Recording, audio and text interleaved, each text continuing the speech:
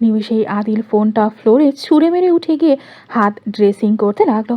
ফোনের অবস্থা একদম শেষ। পৃথা সবকিছু বুঝতে পেরে স্বস্তির একটা নিঃশ্বাস ফেলল, কিন্তু অজানা ভয়ে ওর চোখ উপচে পানি পড়তে লাগলো। এই ছেলেটাকে নিয়ে আমি কি করি? কথাগুলো বলেই চাপা গলায় কাঁদতে লাগলো। ফোন ছোড়ার শব্দে আদিলের দাদি দৌড়ে এলো, দরজায় ধাক্কা দিয়ে বলল, কি হয়েছে ভাই? এত জোরে শব্দ হলো কেন? পড়ে গেছিস? না দাদি, কিছু হয়নি। হাত থেকে ফোন পড়ে গেছে। তুমি গিয়ে ঘুমাও, আমার প্রচুর ঘুম পাচ্ছে। সকালে কথা হবে। বলে আদিল চুপ করে রইল। দাদি কোনো কথা না বলেই ঘুমোতে চলে গেল। 1 লাখ টাকা দিয়ে এই বাসায় ভাড়া থাকে আদিল আর ওর দাদা দাদি। তাদের চোখের মনি আদিল। ছেলেটার জন্য এই বৃদ্ধ বয়সে তারা বিদেশে এসে থাকছে। মা মারা যাওয়ার পর দাদি তাকে মায়ের মতো করে মানুষ করেছে।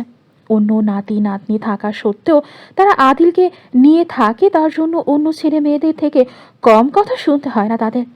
তবুও সব কথা তুচ্ছ করে তারা আদিলকে নিয়েই থাকে। হাতে ব্যান্ডেজ করে মেডিসিন নিয়ে ঘুমিয়ে পড়েছে আদিল। এমন সময় ওর সাদা দাদা দরজায় এসে আদিল বলে বারবার ডাকতে লাগলো। আদিল ঘুম ঝরানো কণ্ঠেই বলে উঠল, কিছু বলবে দাদু? আরে দরজা খোলা বলেই ধাক্কাতে লাগলো আফজাল উদ্দিন। আদিল উঠে দরজা খুলে চোখ পিট পিট করে দাদার দিকে চেয়ে বলল, নিশ্চয়ই বুড়ি তোমায় কাছে নেয়নি, তাই আমার কাছে আসছো এই রাতে। মুখ দেখেছি, কিছু আটকায় না। তোর মামা তোকে ফোনে পাচ্ছে না, ধর কথা বল। বলে হাতে ফোন গুঁজে দিতেই আফজাল উদ্দিন আঁতকে উঠলেন। আদিল, তোর হাতে কি হয়েছে? হাত ব্যান্ডেজ কেন? কিছু হয়নি। বলে আদিল দ্রুত কাপড় চেঞ্জ করে ফোনে কথা বলতে বলতে বের হয়ে গেল। আফজাল গজরাতে গজরাতে বলতে লাগলো, রাত দুপুরে ও ছেলেটারে শান্তি দেয় না। আধা ঘন্টা বাইক চালিয়ে মামার বাড়ির সামনে এসে হাজির হয়েছে আদিল। এখন তার আর ঘুমানো চলবে না। তার মামা একজন SSF এর ঊর্ধ্বতন কর্মকর্তা ছিলেন। এখন অবসরপ্রাপ্ত তিনি। আদিলকে গত 6 বছর ধরে তিনি বিভিন্ন গোপন কর্মের ট্রেনিং দিয়ে আসছেন। শিহাবুদ্দিন সাহেব আদিলের মামাকে খুব অনুরোধ করে বলেছেন তার জীবনের সমস্ত অভিজ্ঞতা যেন আদিলের মধ্যে দিয়ে পুনরায় চর্চা করেন। মোর্শেদ আলহাজ বেশিরভাগ সময় রাত বিরাতে আদিলকে ডেকে পাঠান। আজও তিনি ডেকেছেন। তার জীবনের সমস্ত শিক্ষা কারো মাঝে রেখে যেতে চান তিনি। সেই জন্য তিনি আদিলকে বেছে নিয়েছেন। সাউন্ডপ্রুফ বিশাল একটা রুম, এখানে অনেক অস্ত্র যন্ত্রপাতি রাখা হয়েছে। আদিলের সাথে তার দুজনও সহকারীও রয়েছে। পুরো রুম ভালো করে দেখছে আদিল।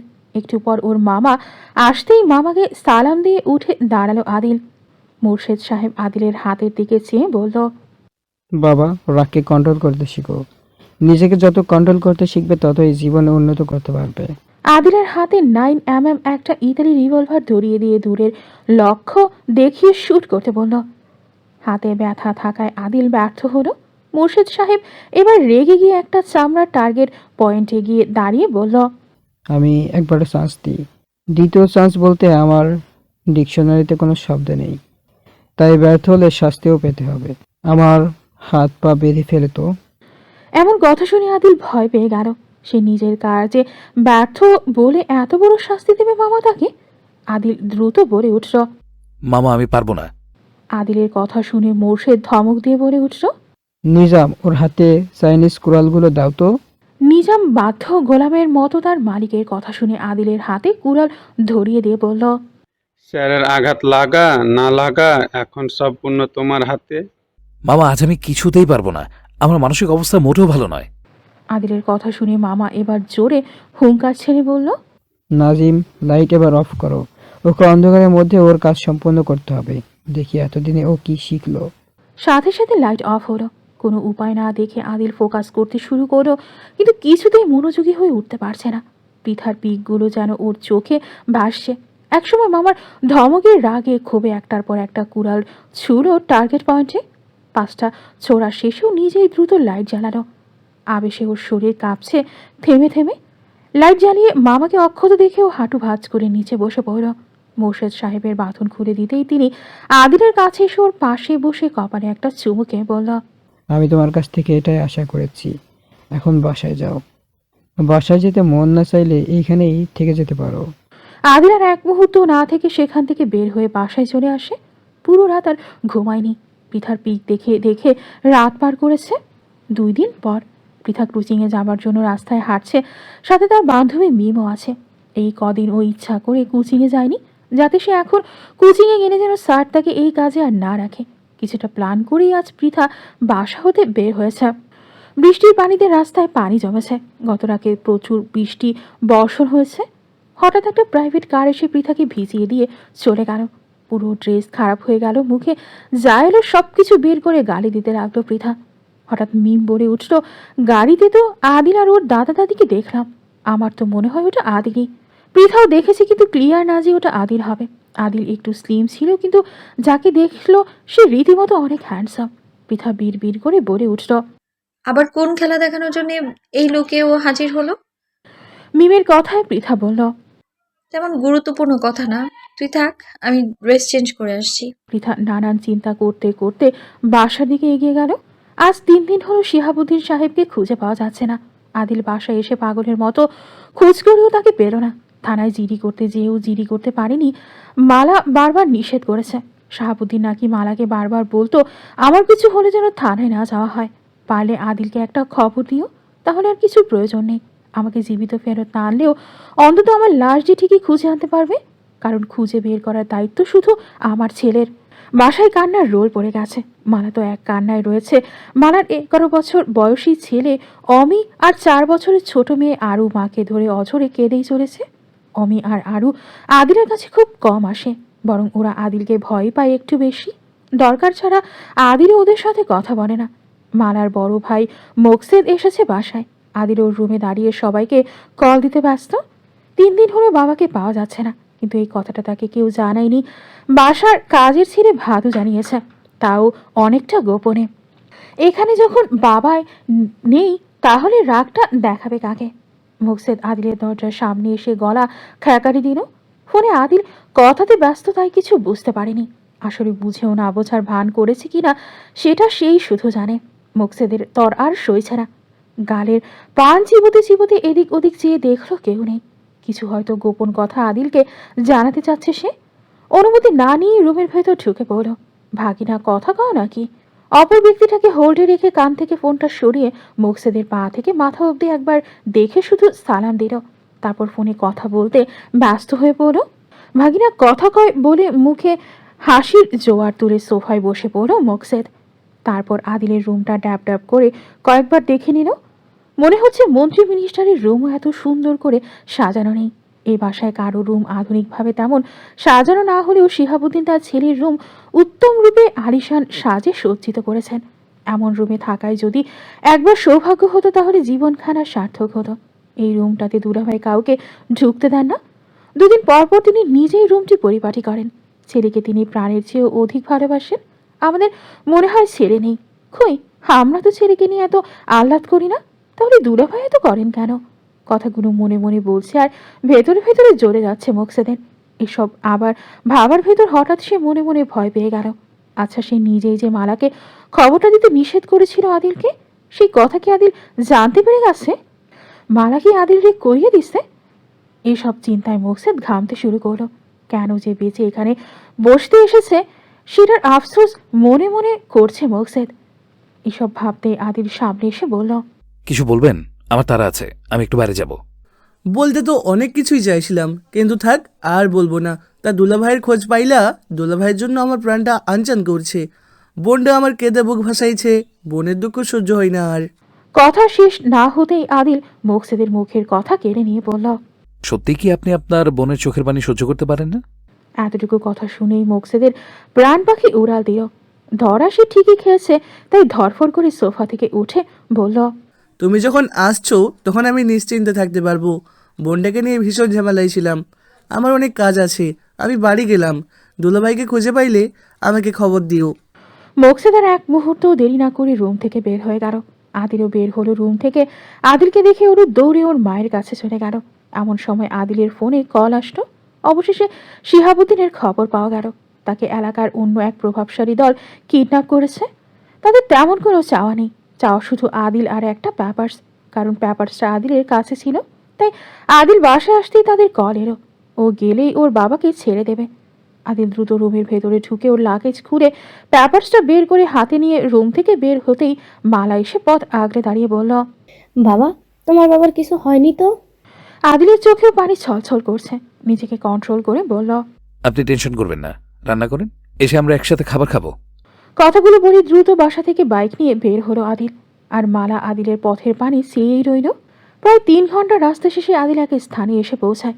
একদম ঘড়ির কাটায় সে এখানে এসে হাজির হয়েছে, কিন্তু কাউকে দেখতে পাচ্ছে না। পুরো রাস্তা ফাঁকা, মাঠের পর মাঠ ধুধু করছে রোদের তেজে। ফোন বের করে সেই নাম্বারে কল দিতেই বন্ধ দেখালো। বিপদে আদিল ঠান্ডা মাথায় কাজ করতে পারে নিখুঁতভাবে, তাই উত্তেজিত না হয়ে অপেক্ষা করতে লাগলো সে। তবে মনে শুধু একটাই প্রশ্ন খচখচ করছে, বাবা ভালো আছেন তো? দূর থেকে একটা প্রাইভেট কার ওর দিকেই ছুটে আসছে। আদিল বুঝতে পারলো এরাই তারা, তাই অনেকটা চুপচাপ দাঁড়িয়ে রইল। গাড়ি থেকে 3টা ছেলে বের হয়ে এসে আদিলের বডি চেক করতে 2টো রিভলভার পাওয়া গেল। সাথে সাথেই রিভলভার কেড়ে নিয়েই একজন বলল, সুপারম্যান চলে এসেছে, চল আজ তোর একটু বেশি খাতিরদারি করব। আদিলের চোখ আর হাত পা বেঁধে ওকে কারে তুলে অন্যজন আদিলের বাইক নিয়ে কারের পেছন পেছন চলতে লাগলো। আরও ঘণ্টাখানিক পেরিয়ে আদিলকে নিয়ে এলো এক ভাঙা গোডাউনের কাছে। ওকে টেনে হিস্ট্রে সিঁড়ি দিয়ে নিচে নামিয়ে আনা হলো। এবার তারা আদিলের চোখ খুলে দিল, সাথে হাত দুটো। চোখ খুলে ও যা দেখলো তাতে ওর শরীরের রক্ত নিমিষে টকবক করতে লাগলো। শিহাবুদ্দিন সাহেবকে রক্তাক্ত অবস্থায় চেয়ারে বেঁধে রাখা হয়েছে। কপাল কেটে চুয়ে চুয়ে রক্ত পড়ছে। মনে হয় কিছুক্ষণ আগেই তাদের সাথে শিহাবুদ্দিন সাহেবের হাতাহাতি হয়েছে। শিহাবুদ্দিনের 2 বডিগার্ডদেরও শিকল দিয়ে হাত বাঁধা হয়েছে। সাথে 4 জন ফরেনার আয়েশ করে বসে আছে এবং আদিলকে খুঁটে খুঁটে দেখছে। পেছন থেকে প্রচণ্ড জোরে একটা বাড়ি পড়ে আদিলের পিঠে। আচমকা এমন আঘাতে নিজেকে সামলা দিতে না পেরে নিচে পড়ে যায় আদিল। চোখের সামনে ছেলে এমন করে পড়ে যেতেই শিহাবুদ্দিন আর স্থির থাকতে পারেন না। তিনি চিৎকার গলায় বললেন, এই আমার ছেলের যদি কিছু হয় তাহলে কেউ ওর শরীর ঘরে ফিরে যেতে পারবে না। ওহ, তাই বলে একজন এসে আদিলকে টেনে দাঁড় করিয়ে বলল, বাবাকে বাঁচিয়ে দেখাতো, তোর বাবা তোকে নিয়ে একটু বেশিই গর্ববোধ করে। তার 2টো চেলাকেও বেঁধে রেখেছি, বাবাকে বাঁচাতে পারলে ওদের তার সাথে ফ্রি দিব। এই 3 জনের একই প্যাচাল, বারবার শুনে মাথা আমাদের পচে যাওয়ার পথে। আন্ডারওয়ার্ল্ডে ভবিষ্যৎ ডন নাকি তুই হবি, দেখি সেই ডনের ধম কত। আদিলের চোখ বেঁধে দেওয়া হলো। এদের লিডার কাছে এসে আদিলের হাতে একটা রিভলভার ধরিয়ে দিয়ে নিজেও আদিলের মাথা বারবার অন্য রিভলভার তাক করে রাখলো। বিন্দু পরিমাণ উল্টা পাল্টা হলেই সাথে সাথে শ্যুট করা হবে আদিলকে। সব কমপ্লিট করে লিডার বলে উঠল, তোর সাহসিকতা দেখতে চাই, বাপের উপরও বাপ থাকে। কথা শেষ হতে না হতেই আদিল এক পা পিছিয়ে গিয়ে লোকটার হাতের রিভলভার চট করে কেড়ে নিল। তারপর বাম হাতে ঠাস ঠাস করে লোকটির হাতে 2টো গুলি করে নিজের পা দিয়ে গলা চেপে ধরে ওর বাবার দিকে রিভলভার তাক করতেই বাধা অবস্থায় শিহাবুদ্দিনের 2 বডিগার্ড চিৎকার করে বলে উঠল, ভাই কি করছেন? স্যারকে কি মেরে ফেলবেন নাকি? আপনি তো কিছু দেখতেও পারছেন না। আপনার নিশানা ভুল হওয়া মানে আমাদের সবার মৃত্যু অনিবার্য। তখনও আদিলের খেলা দেখারও বাকি ছিল। কথা শেষ হতেই পরপর 2টি গুলি ছুড়ল ওর বাবার দিকে, কিন্তু গুলি গিয়ে বিঁধল শত্রু 2টি পায়ে। সাথে সাথে তারা বসে পড়ল। আদিল এবার স্টল শক্ত করে চোখ বাঁধা অবস্থায় বডিগার্ডদের বাধা শিকড়ের দিকে ছুড়ল গৌরী। তারপর নিচে পড়ে থাকা চাইনিজ কুড়াল তুলে নিয়ে পাশের দেয়াল তাক করে এমনভাবে ছুড়ল যেটা কয়েক ইঞ্চি দেয়ালে ভেদ করে গেঁথে গেল। এবার আদিল চোখের বাঁধন খুলে রাগে লোকের সবাইকে উদ্দেশ্য করে বলল, 9 বছর বয়স থেকে বন্দুক হাতে নেওয়ার অভিজ্ঞতা হয়েছে আমার। এত সহজে সবকিছু মিস্টেক হয় কিভাবে? আমার বাবা যদি বলে আমি এই জগতের রাজা, তাহলে আমি সেটাই। সবাই কথাটা মাথায় ঢুকিয়ে নাও। আদিলের চোখ বাঁধা অবস্থায় এমন নিখুঁত কাজ দেখে বাকি বসে থাকা ফরেনগণ বসা থেকে উঠে দাঁড়ালো। তারা চোখ বড় বড় করে আদিলের দিকে চেয়ে আছে। তাদের পিড়ে চমকে গেছে এই মুহূর্তে এমন কাজ দেখে। একজন মুখ ফসকে বলে ফেলল, বডিগার্ড রকিব আর মিরাল দৌড়ে এসে শিহাবুদ্দিনকে মুক্ত করে দিতেই আদিল এসে বাবাকে ধরে ফেলল। ছেলের চোখে মুখে অগণিত চুমা খেয়ে বুকে টেনে নিল শিহাবুদ্দিন। তারপর ছেলের কাঁধে ভর দিয়ে খোঁড়াতে খোঁড়াতে হাঁটতে লাগলো। দরজার কাছে গিয়ে পেছন দিকে ফিরে শিহাবুদ্দিন দম্ভের সাথে সবাইকে উদ্দেশ্য করে বলে উঠলেন, জীবনে রিস্ক আমি এমনি এমনি নেইনি। বাঘের বাচ্চা জন্ম দিয়েছে, আমার ছেলে হবে এই জগতের একমাত্র কর্ণধর। ওর জন্য এই জায়গা তৈরি হয়েছে। আদিল তার বাবাকে কিছু কথা বলার সুযোগ না দিয়ে সোজা কোলে তুলে নিয়ে রাস্তায় এসে ওদের কাছে কারের বাবাকে তুলে বাসার পথে রওনা দিল। আর মিনালকে বাইক নিয়ে পেছনে আসতে বলল। বাবাকে বাসায় আনতেই মালা স্বামীকে ধরে হাউমাউ করে কেঁদে উঠলেন। আদিল বাবাকে পেয়ে রেখে ডাক্তারকে কল দিতে দিতেই নিজের রুমে চলে গেল। মিনিট 5 না যেতে আদিল দ্রুত কাপড় চেঞ্জ করেই রুম থেকে বের হলো। একটু আগে বোরহান কল করে যা তথ্য দিল তাতে আদিলের নিঃশ্বাস বন্ধ হওয়ার উপক্রম হয়ে উঠল। ডাইনিং রুমে আসতেই শিহাবুদ্দিন সাহেব বললেন, কই যাও বাপ? তোমার বৌমার কাছে যাই। বলেই দৌড়ে বাসা হতে বের হতে গেল আদিল। পৃথাকে 2টা মহিলা পুলিশ ধরে পিক আপে তুলছে, কারণ নাজমুল হুদার অফিসের লকার থেকে 2 লাখ টাকা চুরি হয়েছে। সেটা পৃথার লকারে পাওয়া গেছে। এই কদিন সব টিচারের লকার চেক করা শেষ। পৃথা অনুপস্থিত ছিল বলে শুধু তার লকারই খোলা যায়নি। আজ পৃথা কোচিংয়ে উপস্থিত হওয়ার সাথে সাথে নাজমুল হুদা অন্য একটা মহিলা টিচারকে বলিয়ে পৃথার লকার খুলিয়ে নিতেই তার লকারে এতগুলো টাকা পাওয়া যায়। সাথে সাথে পৃথার কাছ থেকে মোবাইল ফোন সহ ওর পার্স কিনে নেওয়ার হুকুম দেয় নাজমুল হুদা। সব টিচার যেন বিশ্বাসই করতে চাচ্ছেন এটা পৃথার কাজ হতে পারে। পুরো কোচিংয়ের স্টুডেন্টদের ভিতর হইচই শুরু হয়ে গেছে। স্টুডেন্টদের অভিভাবক পর্যন্ত বিশ্বাস করতে পারছেন এমন ঘটনা ঘটতে পারে, কিন্তু প্রমাণ একদম চোখের সামনে। বিশ্বাস না করে উপায়ও নেই। একজন তো বলেই ফেললো, পৃথার মুখের উপর তলে তলে আর কত কি করে আল্লাহ জানে। যার চরিত্রই ঠিক নেই সে কি করে অন্যকে শিক্ষা দেবে? নাজমুল হুদা পুলিশকে খবর দিয়েছে অনেক আগেই। কিছুক্ষণ আগে তারা চলেও এসেছে। চুরির অপরাধে পুলিশ পৃথাকে গ্রেফতার করেছে।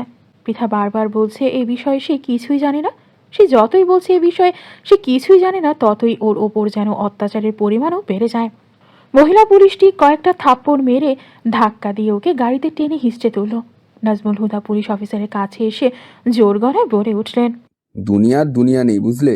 এই কোচিংয়ের কোনো শিক্ষক বা ছাত্রছাত্রী কিংবা অভিভাবক বলতে পারবো না যে আমি ওর সাথে কতটুকু খারাপ ব্যবহার করেছি। ওকে আমি মেয়ের মতন দেখতাম। ওর পারিবারিক সমস্যা দেখে আমি ওকে আরও অগ্রাধিকার দিয়েছি কাজে। আর এই তার ফল। বিশ্বাসের ঘরে চুরি করার মাসুল কিভাবে দিতে হয় সেটা ওকে দিয়েই দেন। ওর কঠিন শাস্তি না হওয়া পর্যন্ত আমি শান্তিতে থাকতে পারবো না। ওকে এক্ষুনি আমার চোখের সামনে থেকে নিয়ে যান। এখানকার শিক্ষক রাইসুল পৃথাকে খুব পছন্দ করে। সে পর্যন্ত কিছু বলতে পারছে না। তার দৃঢ় বিশ্বাস পৃথা এমন কাজ কখনোই করতে পারে না। ওকে ফাঁসানো হয়েছে। নাজমুল স্যার পৃথাকে কখনো ফাঁসাবেন না, কারণ তিনি পৃথাকে অনেক স্নেহ করেন। তাহলে অন্য কেউ পৃথাকে ফাঁসিয়েছে, এই প্রতিষ্ঠানের কোনো শিক্ষক? কথাটি বলে রাইসুল এদিক ওদিক চাইল এবং সব শিক্ষকদের দিকে বারবার তাকাতে লাগলো। এখানে মারিয়ম নামে যে শিক্ষিকা আছে সে পৃথাকে একটু হিংসা করে। তার দ্বারা এমন কাজ করা কি সম্ভব?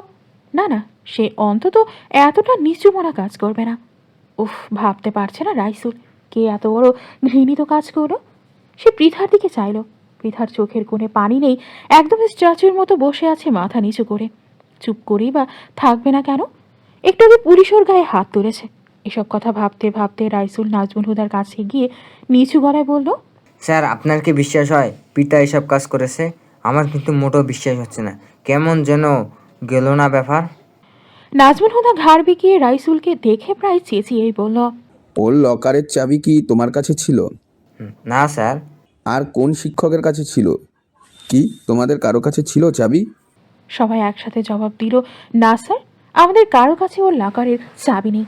সবার কথা শুনে নাজমুল হুদা সবার মাঝে উচ্চস্বরে বলে উঠলেন, বুঝলে রাইসুল, একটু হিরোগিরি কম দেখাও। যদি ওর জন্য এতই দয়া হয় তাহলে ওর সাথে তুমিও যাও না জেলে। দুজনে একসাথে জেলেই সংসার পেতেও না হয়। রাইসুল সবার সামনে ব্যাপক লজ্জা পেয়ে গেল এমন কথা শুনে। সে আর কিছু বলতে সাহস পেল না। মাথা নিচু করে অন্য সব শিক্ষকদের কাতারে গিয়ে দাঁড়িয়ে রইল। সবার থেকে সব তথ্য নিয়ে যে যার মতো গাড়িতে উঠে কেবল গাড়ি স্টার্ট দিবে এমন সময় কোথা হতে আদিল এসে গাড়িতে উঠে পৃথার পাশে বসে পড়ল। পৃথা চমকে উঠল ওর পাশে কাউকে বসা দেখে। আদিল?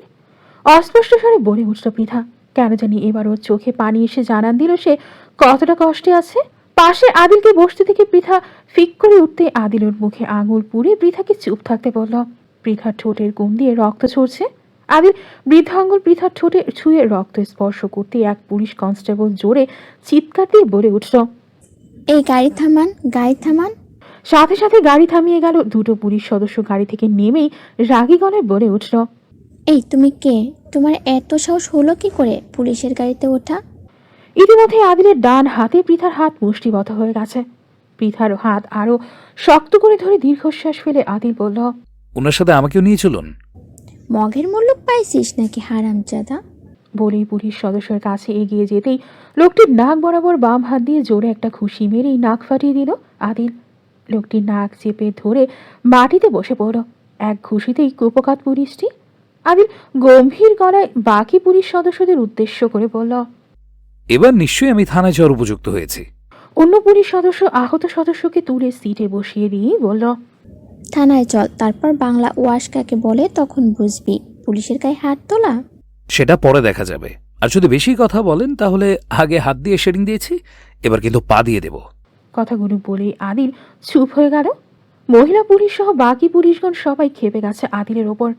একবার থানায় নিয়ে যাই শুধু, তারপর 14 গোষ্ঠী ভুলিয়ে ছাড়বো। হিরো হিরো দেখাস, শরীরে কত তেল জমেছে, সব তেল তোর চুয়ে চুয়ে বের করবো। প্রায় 30 মিনিট পর তারা পুলিশ স্টেশনে এসে পৌঁছালো। আদিল নিচে নামতেই মহিলা পুলিশকে পৃথাকে টেনে নামাতেই আদিল উত্তেজিত হয়ে বলল, এই ওনার গায়ে যদি আর একবার হাত দিয়েছেন তাহলে ভাত তুলে খাওয়ার জন্য সে হাত খুঁজে পাবেন না। আমার অনুপস্থিতিতে যা করেছেন সেটা মাফ করেছি, কিন্তু যদি আর একবার ভুল করেন তাহলে মেয়ে বলে ছাড় দিব না। আমি আবার ছেলে মেয়ে দুটোকেই মেরে সমান করে দিতে পারি। আদিলের কথা শুনে ভয় আর পৃথার গায়ে কেউ হাত দিল না, কারণ আধা ঘন্টা আগে আদিলের পরিচয় দিয়ে দিয়েছে এক সদস্য নাক ফাটিয়ে দিয়ে। পুলিশ মানুষ চিনতে ভুল করে না। ছেলেটা নিশ্চয়ই কোনো প্রভাবশালী কারো ছেলে হবে, না হলে পুলিশের সামনে এমন কাণ্ড কেউ করতে পারত। তাই তারা কিছু না বলে ওদের ভেতরে নিয়ে গেল। যত প্রভাবশালী ততই তাদের টাকার ভাগ বেশি। রাইসুল পৃথাদের বাসায় এসেছে কথাটি জানানোর জন্য। পৃথার দাদি রাতের রান্না বসিয়েছে। মেয়েটা ঠিক মাগরিবের আজানের আগে বাসায় আসে, এসে নামাজ পড়েই ভাত খায়। বাহিরের দরজা হাট করে খোলা আছে দেখে রাইসুল অনুমতি না নিয়েই বাসার ভেতরে ঢুকে পড়ে। কোনোদিনও এই বাসায় আসেনি সে। পৃথার কাছে শুধু শুনেছিল ওর দাদির সাথেও থাকে। অদূরে বসে বৃদ্ধা মহিলা মাটির চুলায় রান্না করছে। এটাই পৃথার দাদি হবে বলে রাইসুল তার কাছে গিয়ে লম্বা একটা সালাম দিয়ে বলল, দাদি ভালো আছেন? লতিফা বেগম হেসে খড়কুটা ঠেলে দিয়েই রাইসুলের দিকে চেয়ে বলল। ও বাসা থেকে তাপসী দৌড়ে এসে সালাম দিয়ে বলল, ভাইয়া ভালো জানে। লতিফা বেগম চোখ ঘোর চোখে নাতনির পানে সেই মোটা গলায় বলল, তুই ওরে চিনোস নাকি? না মানে বলে আমতামতা করতে লাগলো তাপসী। শেষে রাইসুলি বলল, পৃথার আমি একসাথেই কাজ করি, আপনার সাথে একটু দরকার ছিল দাদি। পৃথার কথা শুনে বুকটা কেঁপে উঠল লতিফার। তাপসীকে চুলায় বসিয়ে রাইসুলকে ঘরে নিয়ে বসালো। পিরিচে 6টা নাড়ু আর 1 গ্লাস পানি হাতে নিয়ে রাইসুলকে খেতে দিয়ে জিজ্ঞাসা করলো, তুমি একা এলে যে বাবা, তা পৃথা কই? সে তো এলো না। রাইসুল খাবারে হাত না দিয়েই বলল, আসলে দাদি আমি কি করে যে আপনার কথাটা বলি সেটাই বুঝতে পারছি না। লতিফা রাইসুলের হাতটা চেপে ধরে অনুনয়ের স্বরে বলে উঠল, বাবা আমার বুকটা কাঁপছে, কিছু কি অঘটন হইছে? যাই হয়ে থাকুক না কেন কও বাবা। রাইসুল এবার সব ঘটনা খুলে বলল লতিফা বেগমকে। সাথে সাথে লতিফা বেগম নিজের মুখ নিজেই চেপে কেঁদে উঠল। পাছে কান্নার শব্দ যেন কেউ না শুনতে পায়। রিতার কানে গেলে পুরো এলাকার মানুষের কাছে কথাটি প্রচার করবে। মেয়েটাকে আর বিয়ে দেওয়ার জো থাকবে না। লতিফা বেগম সাথে সাথে কান্না বন্ধ করে দিল। তারপর আদিলের চেহারার বর্ণনা দিল রাইসুলের কাছে। রাইসুলের দেখা ছেলেটির সাথে দাদির বর্ণনা দেহ চেহারা মিলে যেতেই লতিফা বেগম যেন হিসিয়ে উঠল। তারপর বলল, ধর্ম ডাকাটা দেখছি পৃথার পিছুই ছাড়বে না। বাড়ির মানুষ খবর পাইতে না পাইতে তার কানে আগে যে কোনো খবরই পৌঁছে যায়। আজ বাসায় আসুক পৃথা, তারপর এর একটা হেস্তনেস্ত করেই ছাড়বো। সেদিন অত করে বললাম, তাও কথা কানে গেল না। বুড়ি কান্না করা বাদ দিয়ে এবার রাগে ফুরে মরছে। সেটা দেখে রাইসুলের চরম অবাক হওয়ার সীমানা পর্যন্ত পার হয়ে গেল। হঠাৎ এত চেঞ্জ নিমিষের মধ্যে এটা ভাবতেই বেশ সময় নিল রাইসুল। দাদির মনে হয় আর কোনো চিন্তাই নেই।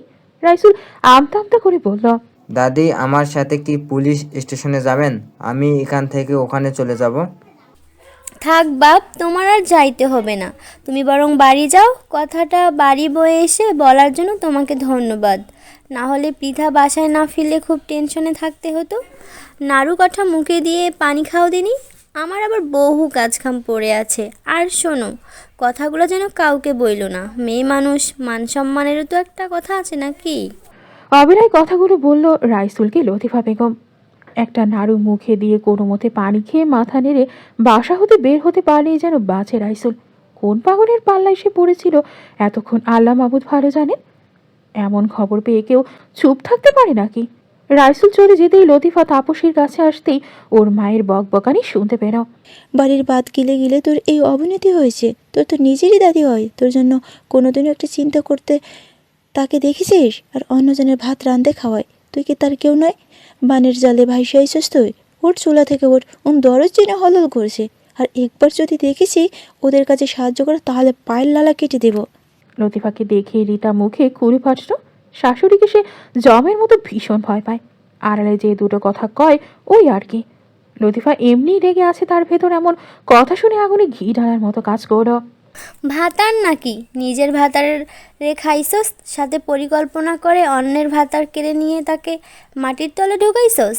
আর একটা কথা যদি বলিস তো তোরে থোপনা চিরে রোদে শুকামো। যা চোখের সামনে থাইকা। রিতা আর কোনো কথার জবাব না দিয়ে তাপসীকে হাত ধরে টেনে নিয়ে যেতেই লতিফা হুঙ্কার দিয়ে বলে উঠল, খবরদার, যদি ওরে লয়ে টানা হিচড়া করস, আমার থেকে খারাপ আর কেউ হবে না। ছাড় ওরে, ছাড়। রিতা মেয়েকে ছেড়ে নিজের রুমে গিয়ে বিনুকা ডোরকন জুড়ে দিল। এমন কান্না ধরল যে আশেপাশের মানুষদের জড়িয়ে ফেলল। এতে লতিফার যায় আসে না কিছু, বরং তাপসীকে ঘরে নিয়ে হাতে নাড়ু ধরিয়ে দিয়ে বলল, খায়গুলা। তাপসীও মনের সুখে নাড়ু চিবোতে লাগলো। যতই লতিফা বেগম চিৎকার চেঁচামেচি করুক না কেন, মনের ভেতর পৃথাকে নিয়ে একটা ভয় থেকেই গেল।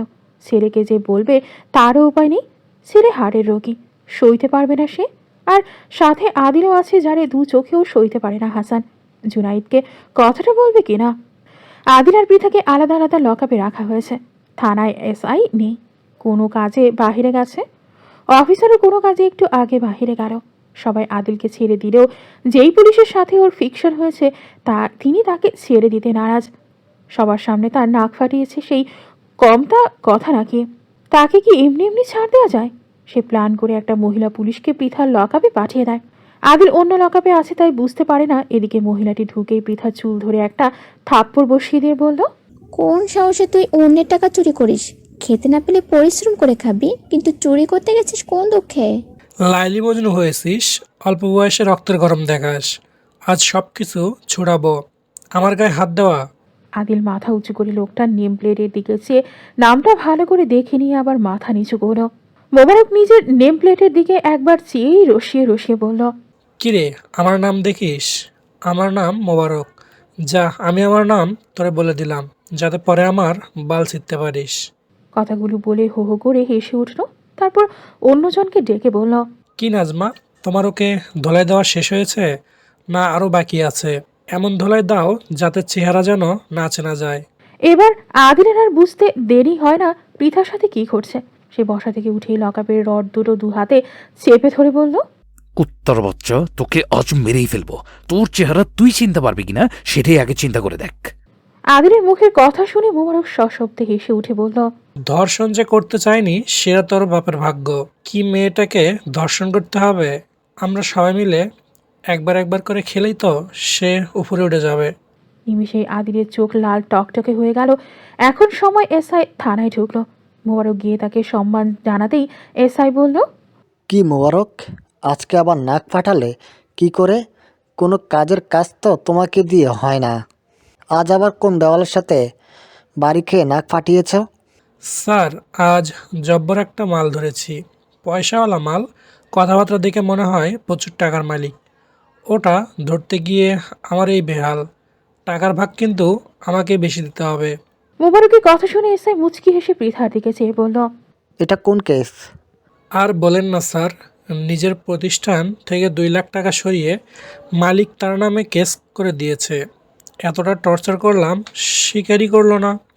এমনকি মুখ দিয়ে কোনো শব্দও বের করলো না, অথচ তার লকারেই টাকাগুলো পাওয়া গেছে। অফিসার টেবিলে রিভলভার রেখে অন্যদিকে যেতে যেতে বলল, আচ্ছা, পরে সে ব্যাপার দেখা যাবে। আমি ওয়াশরুমে যাচ্ছি, স্পেশাল কেসটাকে বের করে আনো। তাকে ভালো খাতির যত্ন না করলে টাকা পাবে নাকি? যাও যাও, ওকে বের করে টেবিলে বসাও, আমি আসছি। Okay sir. বলেই মোবারক চাবি দিয়ে নিয়ে গিয়ে তালা খুলে বলল, তুই আমাকে মেরেছিস, তবুও তোকে আমি কিছু বলিনি। এমন আদর কোন থানায় পাবি না, বুঝলি? দুনিয়াতে আমার মতো এখনও ভালো মানুষ আছে বিধায় দুনিয়া টিকে আছে। ব্যাপারটা বুঝতে হবে, সব পুলিশ এক না। আদিলকে ছেড়ে দেওয়া মানে সিংহকে তার গুহা থেকে বের করে দেওয়া। আর সামনে শিকার পেলে সিংহ যা যা করে আদিলও ঠিক তাই করতে দেখাতে লাগলো। আদিল বের হয়ে টেবিলে রাখা এসআইয়ের রিভলভার নিয়ে মোবারকের মাথা বরাবর তাক করলো। তারপর ওর হাতে থাকা লাঠি কেড়ে নিয়ে পৃথার সামনে গিয়ে পাছায় ঠাস ঠাস করে কয়েকটা বাড়ি বসিয়ে দিয়ে বলল, আমি বেঁচে থাকতে তুই ওনাকে ধর্ষণ করবি? তোকে তোর বউয়ের কাছে দাঁড়ানোর মতো যোগ্যতা রাখবো না। পৃথা বসেছিল। এমন কাণ্ড দেখেও দৌড়ে এসে আদিলকে থামতে বলল, কিন্তু কে শুনে কার কথা? মাথায় তার রক্তের জোয়ার উঠেছে। সে শুধু পৃথাকে একবার ভালো করে দেখে নিল। এদিকে বাকি পুলিশ সদস্যরা কাছে আসতেই আদিল হুঙ্কার দিয়ে উঠল, তোমাদের থেকে অস্ত্র আমি একটু বেশি চালাতে পারি। কয়েক মিনিটের ব্যবধানে এই জায়গায় মৃত্যুপুরী বানিয়ে ফেলতে পারি। তাই কিছু করার আগে 10 বার চিন্তা ভাবনা করে করতে এসো। স্যার, আপনি একটু বেশিই বাড়াবাড়ি করছেন। অস্ত্র নামান, ধীরে সুস্থে আমাদের সাথে আলোচনা করুন, তাছাড়া এর ফল কিন্তু ভালো হবে না। আদিল চোখ গরম করে উচ্চস্বরে বলে উঠল, আমি যদি থানার ভেতরে কোনো পুলিশের গায়ে হাত তুলতে পারি তাহলে বোঝো আমি ঠিক আরো কি কি করতে পারি। এক্ষুনি এসআইকে রাখো বাঁচতে চাইলে, তাছাড়া সবাইকে আজ হাসপাতালে পৌঁছে দেব। তোমরা পেয়েছোটা কি? থানাটা তোমাদের বাবার বাসা নাকি? যাকে ইচ্ছা তাকে ধরে এনে নির্যাতন শুরু করবে? আমার গায়ে হাত দেওয়ার আগে আমার জীবন বৃত্তান্ত চেক করে নেওয়া উচিত ছিল। আদিলের হাতে রিভলভার দেখে কেউ আর এগিয়ে আসতে সাহস পেল না। তারা দৌড়ে এসআইয়ের ওয়াশরুমে গিয়ে ভিড় জমাতে শুরু করলো। এবার 3টা মহিলাকে উদ্দেশ্য করে আদিল চিৎকার দিয়ে বলে উঠল, ওনার গায়ে কে হাত তুলেছে? আমি ভদ্রভাবে বলছি, ওনার গায়ে কে হাত তুলেছে? 3জন মহিলা ভয়ে একটাও কথা বলল না। আদিল এবার রিভলভারের স্ট্রিগার টেনে বলল, আমি মেয়ে মানুষ দেখব না, একদম গুলি চালিয়ে দেব। এখনো সময় আছে, সত্যি কথা বলেন, ওনার গায়ে কে হাত তুলেছে? শেষে একটা মহিলা অন্য মহিলাকে দেখিয়ে দিয়ে বলল সে মেরেছে। মোবারকের পাছে আরো 2টা বাড়ি বসিয়ে দিয়ে আদিল বলল, ওনাকে মারার তুই হুকুম দিয়েছিস তাই না? যা, এবার তুই নাজমাকে মার। পৃথাকে যেভাবে মেরেছে ঠিক সেইভাবেই মারবি। যত ভুল করবি ততই পাছায় বাড়ি খাবি। পরে যেন ডাক্তারের কাছেও চিকিৎসা নিতে না পারিস। এসআই ওয়াশরুম থেকে বের হতেই ফটাস ফটাস শব্দ শুনতে পেয়ে আধা দৌড়ে কাছে এসে বলল, এ ছেলে, কে তুমি? থানার ভিতর তুমি পুলিশের গায়ে হাত তোলো? তোমার সাহস তো কম না। কেবল তো ছেলেকে শাস্তা করেছি, এবার বাপকে ধরবো। বাপ ঠিক থাকলে তার সন্তানরাও ঠিক হবে। বলে আদিল পেছন ফিরে তাকাতেই এসআইয়ের পিলে চমকে গেল। এখানে কেন? তিনি দ্রুত আদিলের কাছে গিয়ে বলল, তুমি এখানে কেন? তোমাকে কি থানায় মানায় নাকি? তুমি এখান থেকে যাও, যা সমস্যা হয়েছে আমাকে বলো, আমি দেখে নেব। আদিলকে টেনে এনে নিজেই চেয়ারে টেনে বসতে দিল। তারপর কফির অর্ডার দিয়ে আদিলকে জিজ্ঞাসা করল, তোমাকে এখানে কে এনেছে? মোবারক আর নাজমা কাছে এসে দাঁড়ালো। বেচারা এক হাত দিয়ে এখনো তার পাছা নাড়ছে, আর নাজমা হালকা কাঁপছে। এসআই তাদের দেখে চোখ গরম করে বলল, তোমরা তাকে নিয়ে এসেছো? ও মাথা নিচু করে শুধু মাথা নাড়ালো। সবকিছু বুঝে এসআই লিটন ওদের দুটো কথা শুনিয়ে আদিলকে চলে যেতে বলল, আর এই বিষয়ে ওর বাবাকে কিছু না জানাতে নিষেধ করলো। আদিল তখনও মোবারকের দিকে তীক্ষ্ণ নজরে চেয়ে আছে। মনে হচ্ছে ওর চোখ দিয়েই মোবারককে মেরে সমান করে দেবে। পরিস্থিতি অন্যদিকে নিয়ে যেতে লিটন দাঁড়ালো। তিনি জানতেন না পৃথার জন্যই আদিল এখানে এসেছে। উনি উঠে গিয়ে পৃথার সামনে দাঁড়িয়ে ভদ্র ভাষায় বললেন, কি ম্যাডাম, দেখতে তো ভদ্রঘরের মেয়ে মনে হচ্ছে, তা চুরি করতে গেলেন কেন? এখন আপনার আর সম্মান থাকবে? আপনার কোনো জানাশোনা কেউ থাকলে তাকে কল করেন। সম্ভব হলে 3 লাখ টাকা দেন, সব মিটমাট করে নেব আমরা। না হলে কাল সকালে আপনাকে চালান দেওয়া হবে। তা এখন কিন্তু করার কিছুই থাকবে না। এখনও কিন্তু আপনাকে কেস দেওয়া হয়নি, কিন্তু রাত পেরোলেই আপনাকে কেস দেওয়া হবে। তা এখন অনেক ঝামেলা পোয়াতে হবে। যা করবেন তা এই রাতের ভিতরেই করতে হবে। যোগাযোগ করেন পরিবারের সাথে। ওনাকে ওনার ফোন দিয়ে দাও, যাতে টাকার ব্যবস্থা করতে পারে। ওনার সাথে না, যা কথা বলা দরকার আমার সাথে বলেন। চেয়ার ঘুরিয়ে লিটনের দিকে চেয়ে কড়া গলায় জবাব দিল আদিল। আবিরের রং হারিয়ে ধূসর বিকেটের সমাপ্ত ঘটিয়ে ধীরে ধীরে সন্ধ্যা নামছে। অনবরত পাখিদের কলরব নিড়ে ফিরে যাওয়ার স্লোগান দিয়ে চলছে। শেষ বিকেলে সূর্যটা তার লাল লেলিহান আগুন দিয়ে যেন পৃথিবীটাকে শাসাতে চায়। 2-1টা কাঠ বিড়ালির ছোটাছুটি এ গাছের ডাল ছেড়ে ও গাছে। আজানের ধ্বনিতে চারদিকটা মুখরিত। আজানের ধ্বনি শুনে কফির মগে চুমুক দিতে নিজেকে বিরত রাখল রাফাত। মনে গভীর চিন্তা, গত 1 ঘন্টা ধরে পৃথার নাম্বার সে ডায়াল করেছে। নাম্বার রিসিভ হয়নি, কিন্তু কিছুক্ষণ আগে রিসিভ হয়েছিল। তো তবে কণ্ঠটি পুরুষের ছিল, যার কারণে বিষয়টি বারবার ভাবাচ্ছে রাফাতকে। পৃথার কারোর সাথে অ্যাফেয়ার আছে? রাফাত সাধারণত কাউকে দুবারের বেশি কল দেয় না, কিন্তু পৃথার নাম্বারে কল দিলে রিসিভ না হওয়া পর্যন্ত রাফাত বারবার কল দিতেই থাকে। ইদানিং পৃথাকে নিয়ে সে অনেক ভাবে। যতবারই পৃথাকে মন থেকে সরাতে চেয়েছে, ততবারই পৃথার স্মৃতি এসে তার ধৈর্য শক্তির বাঁধ ভেঙে চুরমার করে দিচ্ছে। কিন্তু আজ প্রচণ্ড খারাপ লাগা এসে তাকে চেপে ধরেছে। কে সেই পুরুষটি? পৃথার এত অবনতি হয়েছে যে ওর ফোন পুরুষের কাছে থাকে। ওকে কি শাসন করার কেউ নেই? না, কিচ্ছু ভালো লাগছে না। দোলনা ছেড়ে কফিতে সমাপ্তির চুমুক একে স্লিপারে পা গলিয়ে মায়ের কাছে রওনা দিল রাফাত। ওকে যদি কেউ শাসন না করে তাহলেই দায়িত্ব তার মাকে নিতে হবে। মেয়েদের ছেড়ে দিলে চলে না, তাদের শাসনের মধ্যে রাখতে হয়, তাহলে সে পারফেক্ট মেয়ে হিসাবে গড়ে ওঠে। রাহেলা বেগম মাগরিবের সালাত আদায় করছেন। মাকে সালাত আদায় করা দেখে রাফাত বোনের রুমে গিয়ে উকি দিতেই দেখল সে স্টাডি নিয়ে ব্যস্ত আছে। সেখান থেকে সে আবার মায়ের কাছে এসে দাঁড়াতেই রাহেলা বেগম সালাম ফিরিয়ে জিজ্ঞাসা চোখে ছেলের দিকে তাকাতেই রাফাত মরির মুখে বলল, নানু বাসা থেকে আসার পর পৃথার সাথে তোমার কথা হয়েছিল? রাহেলা বেগম জবাব দেবার আগেই রাফাত পৃথার নাম্বারে কল দিয়ে বলল, পৃথার সাথে কথা বলো তো, জেনে নাও সে কোথায় আছে। রাহেলা বেগম কানে ফোন ওঠাতেই নাম্বার বিজি দেখালো। তিনি কল কেটে দিয়ে বললেন, ও বিজি আছে, কিছু হয়েছে বাবু? বিজি থাকার কথা শুনে ওয়ার্ড্রপের ওপর মৃদু থাবা বসিয়ে মায়ের দিকে চেয়ে বলল, ওকে কেউ শাসন করে না কেন? বয়স হয়ে গেছে কিন্তু রাত অবধি বাইরে থাকছে। কার সাথে মিশে কি করে সেটার খেয়াল রাখে না কেন তার পরিবার? রাফাতের কথা শুনে তার মা একটু বেশি ভ্যাবাছেকা খেয়ে গেলেন। এত জীবনে রাফাত কোনোদিনও পৃথাকে নিয়ে বিন্দুমাত্র ভাবেনি, কিন্তু নানু বাসা থেকে ফেরার পর থেকে যেন পৃথাকে সে চোখে হারায়। তিনি ছেলেকে একটু খুশিয়ে বললেন, 27+ বছরের একটা মেয়ে অবশ্যই ছোট না। সে জানে কোনটাতে তার ভালো আর কোনটাতে মন্দ। ওকে নিয়ে তোর এত চিন্তা করতে হবে না, ও তোর থেকেও অনেক জ্ঞান সম্পন্ন একটা মেয়ে। মা হয়তো তার অভিসন্ধি বুঝে ফেলেছে, তাই দ্রুত রুম থেকে বের হয়ে নিজের রুমের দিকে পা ফেলালো। ছেলের এমন কাণ্ডে রাহেলা বেগম মুচকি হেসে জায়নামাজ ছেড়ে উঠে পড়লেন। এখনো তার অনেক কাজ বাকি। পিতার দাদির সাথে কথা বলতে হবে, সেটাই অনেক বড় ঝুঁকিপূর্ণ কাজ। ছেলেটার বয়স একটু অল্প, কিন্তু তার কথা বলার ধরন আর আচরণ একজন গুণসম্পন্ন মানুষের চেয়ে কম নয়, বরং এক ধাপ বেশি হবে। তার ছোট ছোট কথা বলার ধরন যে কোনো আলাপচারিতাকেই মনোমুগ্ধকর করে ফেলছে। শত্রুপক্ষের মানুষও তার বাক্যালাপের কাছে বারবার পরাজিত হবে। শিহাবুদ্দিন মানুষটা যেমনই হোক না কেন, তিনি ছেলেকে তৈরি করেছেন একদম ফার্স্ট পজিশনে। শুধু মেয়েটাকে কেউ আঘাত করলেই তার ব্যবহার পরিবর্তন হয়ে যায়। কথাগুলো ভাবতে ভাবতেই লিটন পৃথাকে ছেড়ে দিতে বললেন। সেন্ট্রি এসে পৃথার লকআপের চাবি খুলে দিয়ে বাইরে আসার জন্য চোখের ইশারা করল। অনুমতি পেয়ে পৃথা বের হয়ে এসে আদিলের পাশে দাঁড়াতে আদিল চেয়ার ছেড়ে উঠে পৃথাকে বসার জায়গা করে দিল। পৃথা বসতেই আদিল বলল, ওনাকে এক গ্লাস ঠান্ডা পানি দিন তো। এত ব্যস্ত হতে হবে না, সব হবে। বলেই লিটন পৃথাকে পানি দেওয়ার কথা বলে নিজের চেয়ারে বসলেন।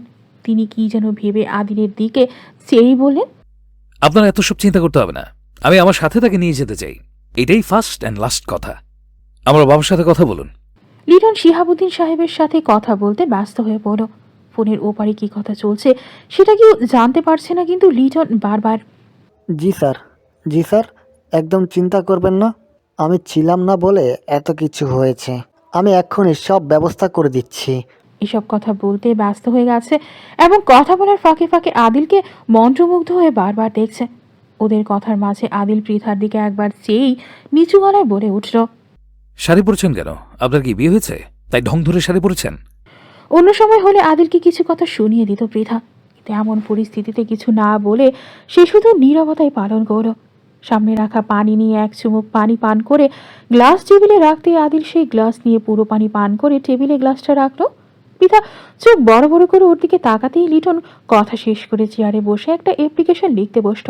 লিখতে লিখতে এক পর্যায়ে পৃথার দিকে সে বলল, ম্যাডাম, আপনি কি টাকাটা নিয়েছিলেন? এসআইয়ের কথায় আদিল দাঁত কটমট করে লিটনের দিকে তাকাতেই লিটন ঢোক চিপে বলল, জাস্ট ফর্মালিটি পূরণ করতে হবে, তাই প্রশ্ন করছিলাম। টাকার কথা শুনে পৃথার চোখে জল চলে আসলো। সে এমন ঘটনার সাথে মোটেও জড়িত নয়, তবুও নাজমুল হুদা পৃথার সাথে অশালীনতা করতে পারেনি বলে এত কিছু করে ফেলেছে। পৃথা চোখের জল মুছে ধরা গলায় বলল, আমি টাকা চুরি করিনি, আমার ফাঁসানো হয়েছে। লিটন সেটা লিখে আবার বলল, ঠিক কী কারণে আপনাকে ফাঁসানো হয়েছে সেটা যদি বলতেন। এবার পৃথা আর কিছু বলতে পারল না। এসব কথা মুখে তোলাও সম্ভব না। আর আদিল যদি ভুলেও জানতে পারে তাহলে আরও খারাপ কিছু ঘটবে। এত সব চিন্তার মাঝে পৃথা হারিয়ে গেল। পৃথা চুপ থাকা দেখে আদিল বিরক্ত হয়ে বলল, যা বলেছে সেটা দিয়ে কাজ চালিয়ে যান। আচ্ছা আচ্ছা করছি বলে লিটন তার কাজ করতে লাগলো। থানার সমস্ত ঝামেলা মেটাতে রাত 9টা বেজে গেল। থানা থেকে বের হওয়ার সময় পৃথা এসআইয়ের মুখের উপর কড়া ভাষায় বলল, আদিল আর আমার সম্পর্ক কোনো প্রেম ঘটিত সম্পর্ক নয়, বুঝলেন? ভবিষ্যতে এসব কথা বলার আগে মুখে লাগাম দিবেন। কথাগুলো বলে ফোন আর ব্যাগ নিয়ে বের হয়ে গেল পৃথা।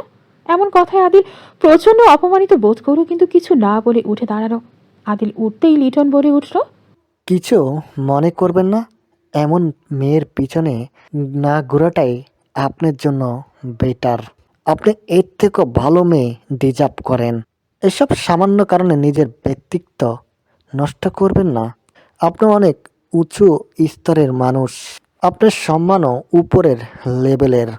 তাই মেয়ে গঠিত কাজে নিজেকে জড়ায়েন না। এরা বিষের থেকেও বিষাক্ত হয়। এদের সম্পর্কে আমার অনেক ভালো ধারণা রয়েছে। নিজের অভিজ্ঞতা নিজের কাছেই রাখুন, আর অন্যের বিষয়ে নাক গলানো বন্ধ করুন। কথাগুলো বলে নাজমার কাছে গিয়ে আদিল বলল, চেনটা কোথায়? ওটা এক্ষুনি দেন। নাজমা আমতা আমতা করে বলল, কিসের চেন?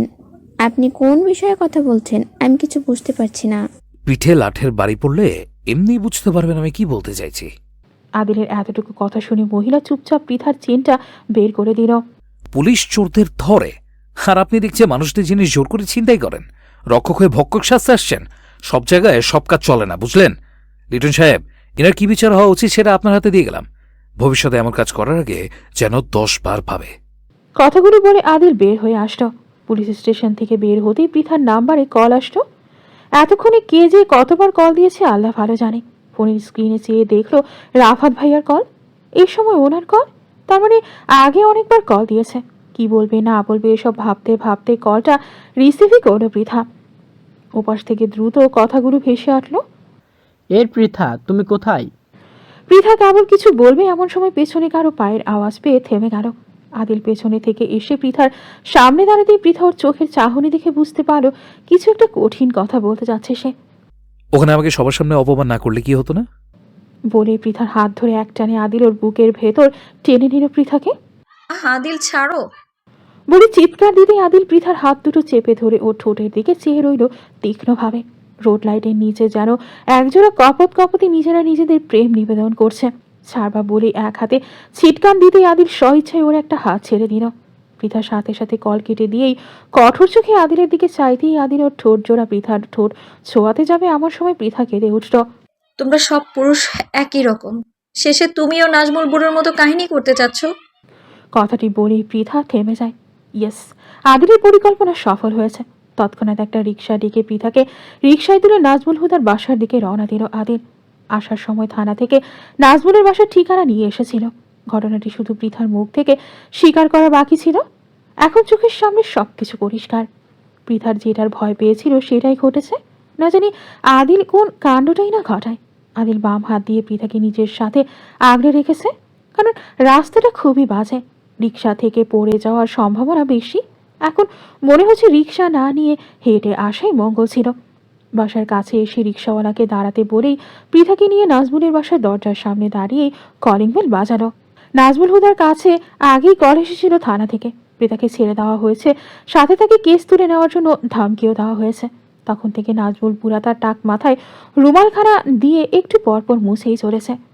বাসার কলিং বেল বাজতেই সে নিজে গিয়ে দরজা খুলে পৃথাকে দেখেই দরজা জলদি বন্ধ করতে যাবে এমন সময় আদিল বাম পায়ে একটা লাথি বসিয়ে দিল দরজাতে। দরজা ধাক্কায় ও বাবারে বলে ফ্লোরে পড়ে গেল নাজমুল বুড়ো। নাজমুলের স্ত্রী আর 3টা মেয়ে দৌড়ে এসে তাকে তুলতে যেতেই আদিল হুঙ্কার ছেড়ে বলল, খবরদার, ওর গায়ে কেউ হাত দেবেন না। আগে ওর বিচার হবে, তারপর ও ওখান থেকে উঠতে পারবে। বলে ওনার স্ত্রী টেনে তুলতেই নাজমুল ভয়ে হাউমাউ করে কেঁদে উঠে বলল, মহসিনা, তোমাকে বলেছিলাম না এই মেয়ে আমার সাথে নষ্টামি করতে চেয়েছিল, তাতে রাজি না হওয়াতে লকার থেকে 2 লক্ষ টাকা সরিয়েছে। আজ তাকে হাতে হাতে ধরে পুলিশকে ধরিয়ে দিয়েছি। তাই এখানে এসে হাঙ্গামা শুরু করেছে। মহসিনা বেগম কিছু বলতে যাবে এমন সময় আদিল রেগে গিয়ে হাত উঁচু করে শাসনের গলায় বলে উঠল, হরমজাদা লুচ্চার পুত, তোর এক পা টেকনাফ আর এক পা তেঁতুলিয়া বেঁধে রেখে পাশের রাষ্ট্র নোয়াখালী থেকে রানিং নিয়ে সেন্টার বরাবর একটা চোরে কিক মারা উচিত, তাহলে তোদের মতো মানুষ সোজা হবে। দেখো মহসিনা, কিরকম ভাষা! বড় ছোট মানছে না। মেয়েটা তো পাক্কা নিচু জাতের মেয়ে। বলতেই আদিল এসে চোখ মুখ বরাবর একটা ঘুষি দিল। তাতেই সে আষ্টে পড়ল ফ্লোরে। তারপর শার্টের কলার চেপে ধরে টেনে তুলে আদিল বলে উঠল, শালা, নিজের ঘরে 3টা মেয়ে রেখে অন্যকে বলি সে নিচু জাতের মেয়ে। ও নিচু জাতের মেয়ে হলে তোর মেয়েগুলো কি? ওরা জানে তোর আসল পরিচয়?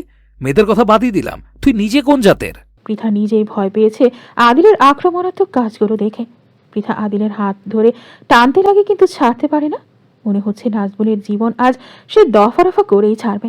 ওর মতো নির্লজ্জর দুনিয়াতে থাকার কোনো অধিকার নেই। মহসিনা সহ ওর 2 মেয়েও আদিলের কাছ থেকে নাজবুল হুককে ছাড়ানোর চেষ্টা করল। শেষে মহসিনা আদিলের পা ধরে বসে পড়ে। বাবা, তোমার যা যা অভিযোগ আছে সেগুলো ওনাকে ছেড়ে দিয়ে বলো। যার জন্য পৃথাকে মায়ের খেতে হয়েছে তাকে সে এত সহজে ছাড় দেবে? বল শট মারার মতো পা দিয়ে নাজমুলকে কয়েকটা শট মারতেই বুড়ো ব্যথায় কুকিয়ে উঠল। আদিল ওকে ছাড়তে নারাজ, কোনো উপায় না দেখে সবার সামনে আদিলকে ঠাস করে একটা চর মারল পৃথা। সাথে সাথে ও ঝুঁকে উঠল, তুমি তাকে মেরে ফেলবে নাকি বলতে আদিল ওকে ছেড়ে দিল। পৃথা আর কিছু না বলে বাহিরে চলে গেল। এতেও আদিলের কোনো যায় আসলো না, বরং আদিল তীক্ষ্ণ চোখে মহসিনার দিকে চেয়ে শুধু বলল, ওকে সবকিছু স্বীকার করতে বলেন, না হলে এই টর্চার ওকে থানায় তুলে করা হবে। শেষ বয়সে মান সম্মান কিন্তু কিছুই থাকবে না। আদিলের কথা শুনে নাজবুল ভয় পেয়ে বউ আর মেয়েদের সামনে সব স্বীকার করতেই আদিল বলল, আপনার স্বামীকে প্রস্তুত থাকতে বলেন। এর ভার সে সইতে পারবে কিনা সেই ভালো জানে। একজন অসহায় মেয়ে পেয়ে আপনার স্বামী যা যা কর্ম করেছে তা ক্ষমার অযোগ্য। আদিলও বাসা থেকে বের হয়ে এলো। দেখলো ও বাসার বাহিরে আসতেই পৃথা চলতে শুরু করেছে। রিক্সাওয়ালাকে সে বিদায় দিয়েছে অনেক আগেই। আদিল ওর পিছু পিছু চলতে লাগলো। আদিল কখনোই পৃথার উপর রাগ করে না, কারণ ও নিজের চোখে দেখেছে পৃথার কষ্টময় জীবন। এই মেয়েটার দিকে কেউ বিন্দু পরিমাণ মন্দ কথা বললে সে মোটেও সইতে পারে না। মন চায় সব কিছু ধ্বংস করে দিতে। শাখা রাস্তা হতে বড় রাস্তায় আসতেই আদিলের নাম্বারে কল এলো। আদিল রিসিভ করে হ্যালো বলতেই ওপাশ থেকে লাবণ্যর মা বলে উঠল। আদিল কাপা গলায় বলল, জি আন্টি, আমি আদিল। লাবণ্য মায়ের কাছ থেকে ফোনটা কেড়ে নিয়ে দিকবিদিক ভুলে ফোনেই কিস করে বলল, তুমি কোথায় চলে গিয়েছো? তুমি জানো এই কদিন তোমার কত খুঁজেছি, শেষে ওই সেলুন থেকে এই নাম্বার সংগ্রহ করেছি। আদিলের নাম্বারে কল আসতেই পৃথা সামনে থেমে গেছে, তাই আদিলও থেমে যায়। তারপর মুখে হাসি টেনে লাবণ্যকে বলল, আজ চাঁদ কোন দিকে উঠেছে? একেবারে খিস্তে মনের উপরে হামলা। এবার প্রচন্ড খুশি হয়ে লাবণ্য তার কথার ফুলঝুরি ছাড়তে লাগলো, আর আদিল শুধু হ্যাঁ না করতে লাগলো। আদিল এমন এমন কথা বলল যেগুলো শুধু ভালোবাসার মানুষকেই বলা যায়।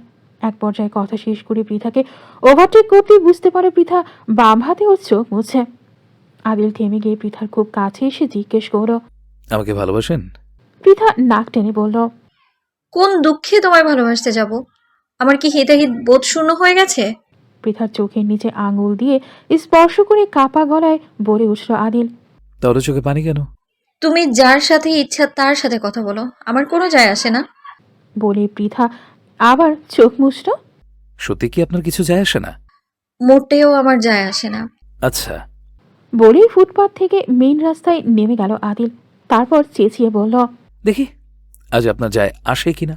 হয় আজ আপনি নিজে আমার কাছে আসবেন, না হয় আমি আপনার, আর আমার মায়ের মতো উপরে চলে যাব। আদিলের কথা শুনে থমকে দাঁড়ায় পৃথা। ওর পা মূর্তির মতো থেমে যায়, কারণ রাস্তায় গাড়ি চলাচলের অভাব নেই। ব্যস্তময় রাস্তায় মৃত্যুকে আহ্বান জানানো মানে মৃত্যুকে অমৃতের মতো পান করার সমান। রাত্রির প্রথম প্রহরে 2 যুবক যুবতী তাদের মৃত্যুর সুধা পান করার জন্য আগ্রাসী হয়ে উঠেছে, কারণ কিছুক্ষণ আগে পৃথা আদিলের নাম ধরে কয়েকবার ডেকেও কোনো লাভ হয়নি। আদিল নিজের মৃত্যুর ভয় দেখিয়ে হলেও পৃথার মুখ থেকে তার ভালোবাসার স্বীকৃতি শুনতে চায়, কিন্তু আদিলের হয়তো পৃথাকে চেনার এখন অনেক বাকি ছিল। আমি কারো জন্য আর কাঁদতে চাই না বলে পৃথা নিজেই মুক্ত হস্ত দুটি মিলিয়ে দিয়ে চোখ দুটো বন্ধ করে রাস্তায় দাঁড়িয়ে পড়ল। ব্যাপারটা আদিল বুঝতে না পারলেও পেছনে থাকা এক মোটরসাইকেল আরোহী চলন্ত অবস্থায় পৃথাকে ওভারটেক করার সময় এক হাতে ধাক্কা দেয় ওকে। লোকটি পৃথাকে বাঁচানোর জন্য এমন কাজ করেছিল, কিন্তু পৃথা রাস্তায় পড়ে যাওয়ায় ওর পায়ে প্রচুর লাগ পড়ে, তাই আর সেখানে হতে ওঠা সম্ভব হয় না।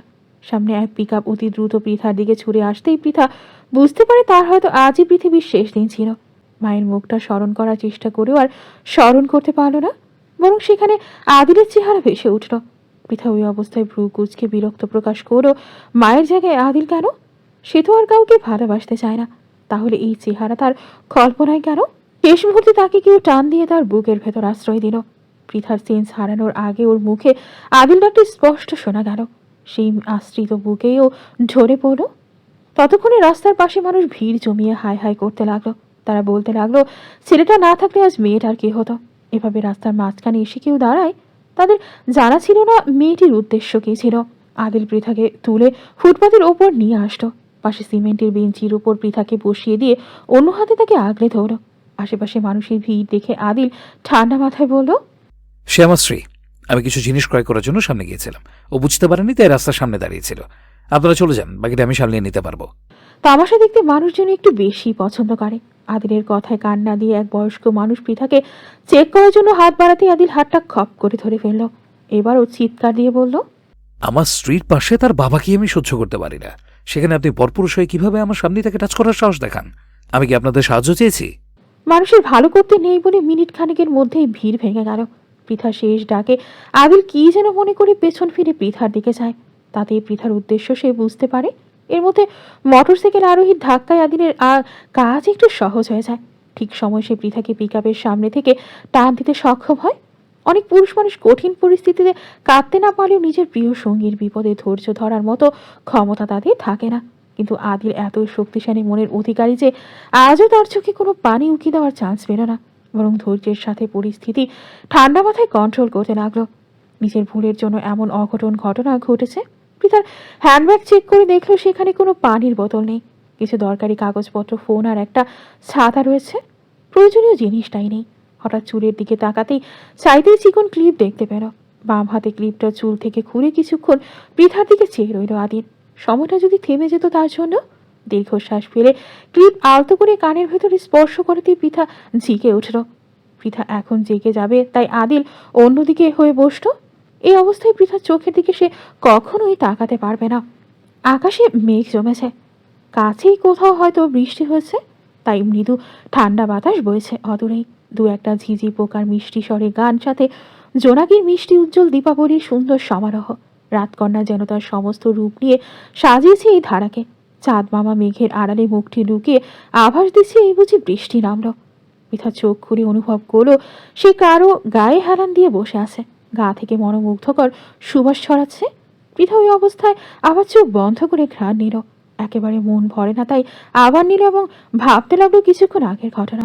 আজও আদিল ব্যর্থ হয়নি ওকে বাঁচাতে। বিপদে আপদে এই ছেলেটা কেন আগে আসে তার কাছে? পায়ে মোচড় পড়েছে তাই হাঁটুটা ব্যথায় টনটন করছে। পৃথা স্বাভাবিক হয়ে উঠে দাঁড়ালো, তারপর আদিলের দিকে চেয়ে রইল। আদিলকে দেখলে সবাই ভাববে সে স্বাভাবিক অবস্থায় আছে, কিন্তু বাস্তবে সে মোটেও স্বাভাবিক নেই। পৃথা আদিলকে কষ্ট দিতে চায় না, কিন্তু হঠাৎ মাথায় কি জাগলো যে সে এমন একটা ডিসিশন নিয়ে ফেললো। ইদানিং তার বাঁচতে ইচ্ছে করে না। তার জীবন সমাপ্তির নির্ধারণ দিনের জন্য অপেক্ষা করতে করতে আজ সে বড় ক্লান্ত। সে ইচ্ছে করে আদিলকে বা কাউকে বিয়ে করে সংসারী হয়ে উঠতে পারত, কিন্তু যখনই সে ভালো চিন্তা করে তখনই বাবার হিংস্র চেহারাটা চোখের সামনে এসে ধরা পড়ে। ক্ষণস্থায়ী দুনিয়াতে কষ্টের কোনো অভাব নেই। কষ্টের সময় চক্রে আবার সেই কষ্টগুলো ফিরে আসবে। তার চেয়ে একা থাকা অনেক বেটার। আদিল সত্যি স্বাভাবিক অবস্থায় নেই। পৃথার কাছে কিছুক্ষণ আগের ঘটনা স্বাভাবিক হলেও আদিলের কাছে সেটা দম বন্ধ করার মতো মুহূর্ত। আদিলকে স্বাভাবিক করতেই হঠাৎ পৃথা বলে উঠল, আজ পুরোটা দিন আমার পেটে কিছুই পড়েনি। তুমি আমাকে জুস আর পাউরুটি এনে দিতে পারবে? মনে হয় বৃষ্টি নামবে, বাসায় দ্রুত যেতে হবে। পৃথা ব্যাগ থেকে টাকা বের করে আদিলের দিকে বাড়িয়ে দিতেই আদিল উঠে দাঁড়ালো। পৃথার সাথে কোনো কথা না বলে রাস্তার ওপারে গিয়ে একটা শপের ভেতর ঢুকলো।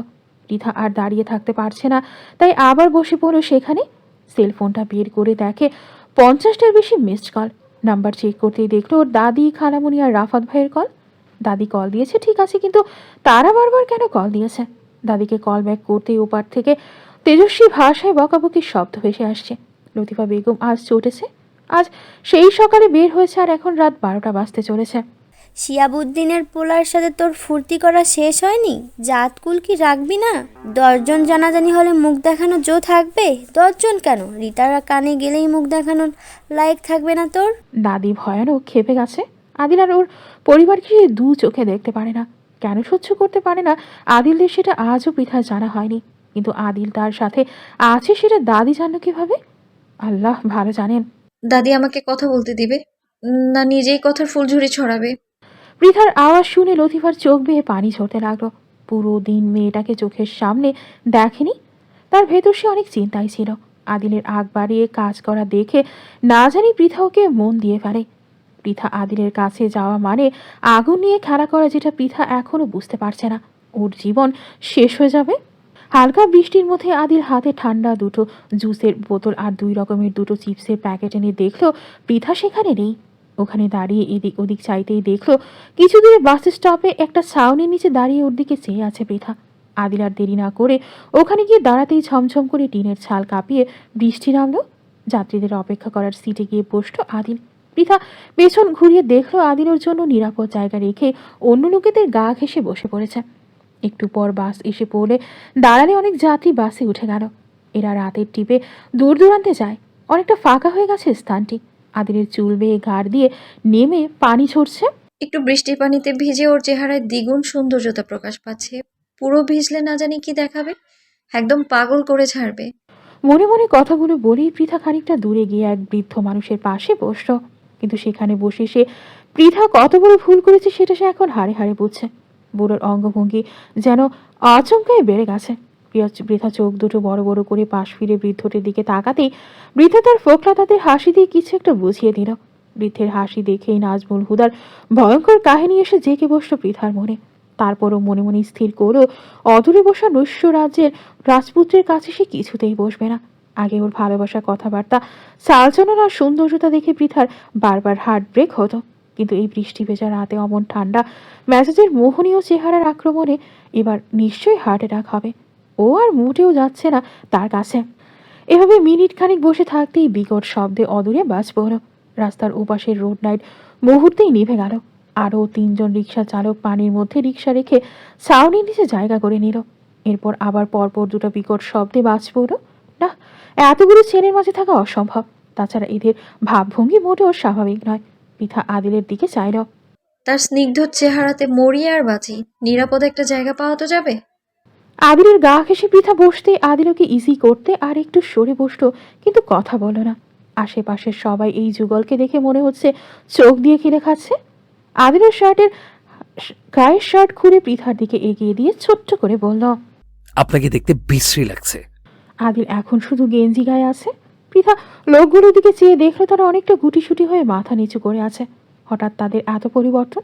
পৃথা শার্টটা না পরে অন্য পাশে চেয়ে রইল। আদিল আবার বলল, বৃষ্টির পানিতে শাড়ি শরীরের সাথে এঁটে গেছে। সিসি ক্যামেরার মতো সব স্পষ্ট বোঝা যাচ্ছে। জিনিসটা আমার কাছে বাজে দেখাচ্ছে।